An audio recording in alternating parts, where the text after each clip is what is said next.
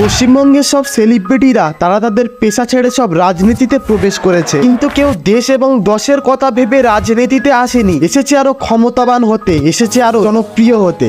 হ্যাঁ, রাজনীতি আর আগের মতো নেই। আজকাল ক্ষমতায় বসতে গেলে মাঠের রাজনীতিতে নাম লেখাতে হয়, কারণ আমাদের দেশে ব্যবসা করছে রাজনীতিবিদরা এবং রাজনীতি চালাচ্ছে ব্যবসায়ীরা। আপনি যদি 5টা মিনিট কোনো রাজনীতিবিদদের সঙ্গে আড্ডা মারেন, তাহলে আপনার মনে হবে আপনি যতটুকু পড়ালেখা করেছেন সবকিছু বৃথা। চারিপাশে শুধু টাকা আর টাকা। আসলে কি রাজনীতি এত সহজ? হ্যাঁ, সোজা, কারণ আমাদের দেশের সেলিব্রিটিরা বেছে নিচ্ছে সব ক্ষমতাবান দলের প্রতীক, যেখানে হেরে যাওয়া প্রায় অসম্ভব বললেই চলে। দেশের রাজনীতি এমন একটা অবস্থায় এসেছে যে শিক্ষক তার শিক্ষকতা ছেড়ে দিচ্ছে, খেলোয়াড় তার খেলা ছেড়ে দিচ্ছে, কোনো একটা তো অভিনয় করাই ছেড়ে দিচ্ছে। কিন্তু কেন সবাই কলা গাছ থেকে তাল গাছ হওয়ার স্বপ্ন দেখছে? একটা সময় ছিল যখন সাধারণ জনগণ রাজনীতিবিদদের দেখে অনেক সম্মান করত, তখন মন্ত্রী এমপি হওয়ার জন্য একটু শিক্ষারও দরকার ছিল। কিন্তু এই যুগে সংসদ সদস্য হওয়ার জন্য কোনো শিক্ষারই প্রয়োজন হয় না, একটু পরিচিত মুখ হলেই চলবে। এই রাজনীতিতে অর্থ উপার্জনের কোনো গোপন রহস্য লুকিয়ে আছে, নাকি কালো টাকা সাদা করার কোনো উপায়, নাকি ব্যাংক লুট করার কোনো ফর্মুলা? প্লেটো তার বইয়ের মাধ্যমে বলেছেন,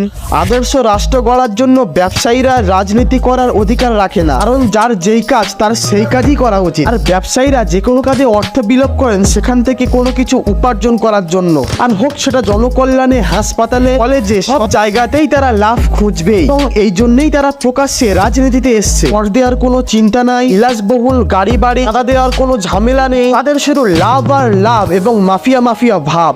ব্যবসায়ী, গায়ক, খেলোয়াড়, অভিনেতা দিয়ে কি আইনের সূক্ষ্ম মূল্যায়ন করা সম্ভব? আমাদের দেশের অর্থনৈতিক, সাংস্কৃতিক, রাজনৈতিক, সামাজিক ব্যবস্থা এমন জায়গায় এসে পৌঁছেছে যে ক্ষমতাই সব।